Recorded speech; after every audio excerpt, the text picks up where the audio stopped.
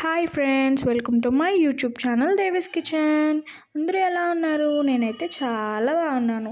ఈరోజు మీ ముందుకి ఒక కొత్త రెసిపీతో వచ్చేసా. అదే తోటకూర పెట్టి పులుసు. ఇది ఎలా చేసుకోవాలో చూసేద్దామా?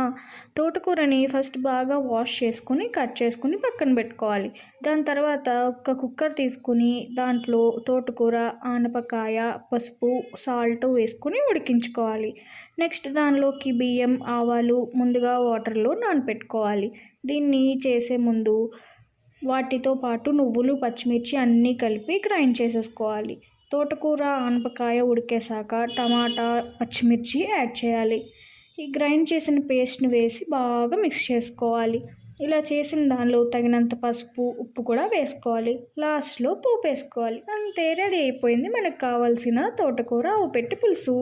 ఇది వేడి వేడి అన్నంలో వేసుకుని తింటే ఉంటుందండి నోట్లో బ్లాస్ట్. అంతే, మీరు కూడా ట్రై చేసి రెసిపీ ఎలా వచ్చిందో కమెంట్ చేసేయండి.